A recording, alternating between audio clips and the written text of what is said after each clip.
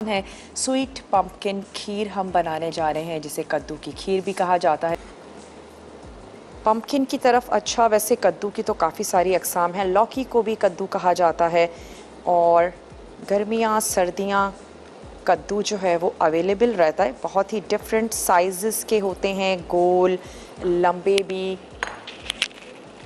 और इसके ये जो हम आज खिया कद्दू भी जिसको कहते हैं, या इसको मीठा कद्दू कहा जाता है। अगर आप कभी इसको ऐसे रॉ भी खाएं ना, अच्छा खासा मीठा होता है, तो टेस्ट इसका बड़ा ज़बरदस्त सा होता है। इससे काफ़ी सारी मीठी रेसिपीज़ तैयार की जाती हैं।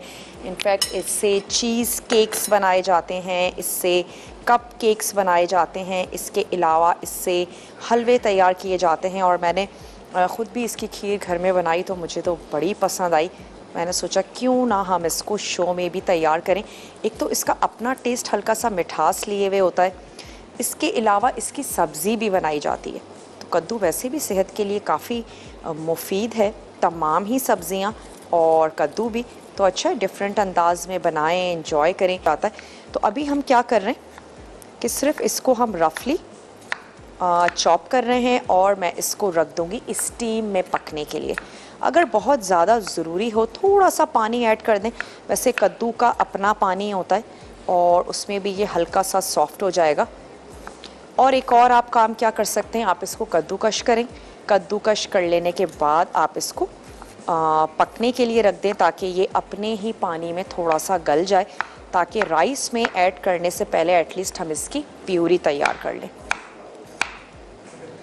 ब्लेंडर में ब्लेंड कर सकते हैं। वो जो बहुत ही ज़बरदस्त सा गला हुआ कद्दू होगा उसको आप ब्लेंडर में ब्लेंड कर लें, तो फिर क्या होगा, ज़बरदस्त सी आपकी प्यूरी तैयार हो जाएगी। और इस प्यूरी को आप डिफरेंट मीठों में कद्दू से रिलेटेड अगर आप कोई मीठा बनाने जा रहे हैं तो आप उसमें इस प्यूरी का इस्तेमाल कर सकते हैं। तो अब ये जो पीसेस हैं इसको सॉस पैन में ऐड करके पकने के लिए रख देते हैं। बहुत थोड़ा सा पानी मैं इसमें ऐड करूँगी ताकि कद्दू को उबलने में थोड़ी सी हम हेल्प करें, और फिर इसका अपना पानी भी निकलना शुरू हो जाएगा। तो मैं इसमें ऐड कर देती हूँ ये चंक्स जो हमने रफली चॉप कर लिए थे, और इसमें ऐड कर देते हैं थोड़ा सा पानी। 2-4 टेबल स्पून पानी ऐड कर देते हैं और इसको पकने के लिए रख देते हैं। करूँगी इसमें चावलों को ब्लेंड करके ऐड कर देंगे। तो सबसे पहले तो इसमें शामिल कर लेते हैं 1 लीटर दूध। टेट्रा पैक का ले लीजिए या फ्रेश मिल्क ले लीजिए, लेकिन फुल फैट क्रीम आपने मिल्क ले लेना है। और इसको यहाँ पर रख देते हैं उबलने के लिए। ये हो गया। और यहाँ पर आ जाते हैं हमारे ये राइस, इसको मैं यहाँ पर कर लेती हूँ ब्लेंड। अच्छा, बाज़ घरानों में पसंद किया जाता है कि इलायची अगर आ भी रही हो मुँह में कोई इतना बड़ा मसला नहीं है। बाज़ घरानों में बिल्कुल पसंद नहीं किया जाता। तो चाहें तो पिसी हुई इलायची ऐड कर दीजिए और चाहें तो साबित इलायची शामिल कर दें। जब तक ये दूध बॉईल हो रहा है तो यहाँ पर क्यों ना हम ये जो राइस हैं इनको ब्लेंड कर लेते हैं। अगर हमें बहुत नीड होगी 1 से 2 टेबल स्पून इस तरीके से हम इसमें पानी शामिल कर देंगे। बहुत ज़्यादा हमने पानी ऐड नहीं करना, उससे क्या होगा, हमारे खीर के टेस्ट में फ़र्क आ जाएगा। तो मैं इसमें चावलों को ब्लेंड कर लेती हूँ, और मुझे ये ज़्यादा ही लग रहे हैं तो हम इसको हाफ़ यूज़ कर लेंगे, लेकिन चलिए हम इसको ब्लेंड कर लेते हैं। और मैं इसमें थोड़ा सा पानी यूज़ करती हूँ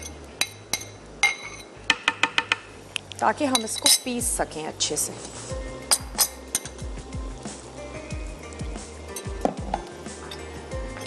और अगर आप कच्चे चावलों को पीसना चाहती हैं तो वो भी एक अच्छा ऑप्शन है। तकरीबन मैंने ये 2 चमचे इसमें ऐड किए और अब हम ब्लेंडर को चला लेते हैं।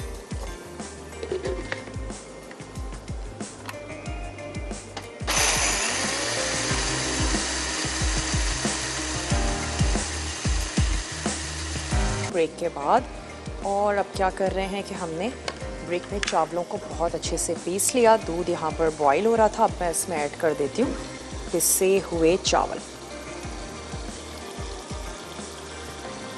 और यकीनन ये चावल कच्चे हैं, इन चावलों को हमने पकाना भी है।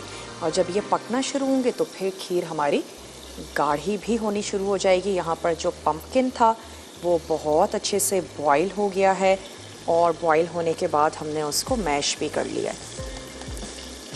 थोड़े से सिर्फ मैंने राइस इसमें बचा दिए हैं, बाकी हमने इसमें ऐड कर दिए। और साथ ही मैं इसमें शामिल कर देती हूँ उबला हुआ कद्दू, मीठा कद्दू, घिया कद्दू, जो भी आप इसको कहते हैं। इसका कलर भी बड़ा खूबसूरत सा होता है, इसका टेस्ट बहुत अच्छा होता है। वैसे खीर तो अगर कह सकते हैं कि बहुत हज़ारों साल पहले से बनती बनती चली आ रही है जनाब, और इसको बाजरे के आटे के साथ भी बनाया जाता था, चावल के आटे के साथ इसको बनाया जाने लगा। काफ़ी ट्रेडिशनल मीठा है और जिसको रोज़ वाटर या फिर इलायची के साथ खुशबू दी जाती है, देसी नट्स के साथ, पिस्ता हो गया, बादाम मोस्टली इसके साथ जाते हैं। शुरू हो जाएंगे तो खीर आपकी गाढ़ी होनी शुरू हो जाएगी। और चावलों को क्योंकि हमने ऑलरेडी पीस लिया था तो वो अच्छे से गलना शुरू हो गए हैं। स्टर ज़रूर करते रहें ताकि खीर जो है वो नीचे लगे नहीं। अच्छा, इस स्टेज पे अब हम इसमें ऐड कर देते हैं चीनी। ब्रेक है हमारे पास, चले चीनी शामिल कर देते हैं जनाब।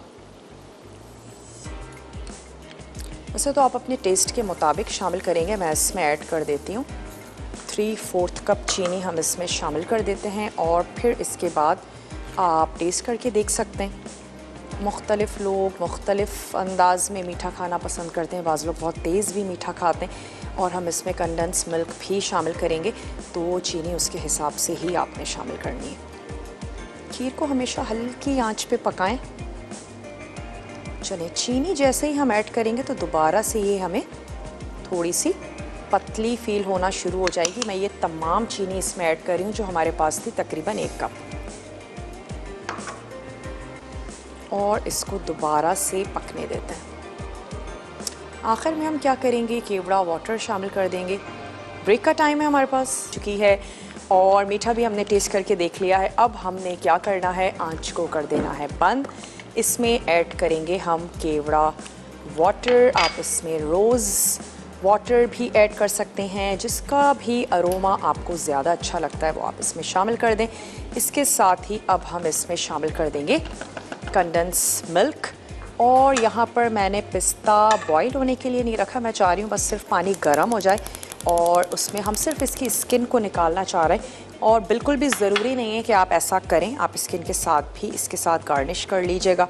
मैं सिर्फ इसकी स्किन को रिमूव करूँगी और फिर खोए और पिस्ते के साथ हम इसको गार्निश कर लेंगे। चलिए, अब हम इसमें ऐड कर देते हैं कंडेंस मिल्क।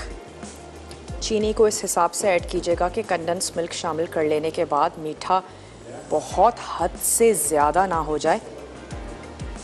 अच्छा खासा मीठा होता है कंडेंस मिल्क भी।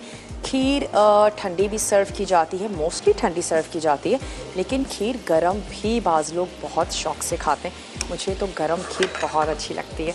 तो जैसे आपको अच्छा लगता है वैसे आप इसको सर्व करें। और पूरी के साथ भी खीर सर्व की जाती है, डिफरेंट तरह से तैयार की जाती है। मिट्टी के प्यालों में भी खीर को तैयार किया जाता है और फिरनी को भी जमाया जाता है। तो चलें, इसको हमने अब सिर्फ क्या करना है, निकालना है और सर्व कर देना है। मैं यहाँ पर जो पिस्ते हैं इनकी स्किन को रिमूव कर लेते हैं और इसके स्लाइसेस कर लेंगे ताकि इसके साथ हम अपनी खीर को गार्निश कर लें। यहाँ पे जो हमारी बिरयानी है वो जनाब दम पर है और इसको लास्ट मोमेंट तक थोड़ा सा रखेंगे, एटलीस्ट 10 मिनट्स के लिए तो आप इसको रखें। उसके बाद हम इसको गर्मा गर्म सर्व कर देंगे।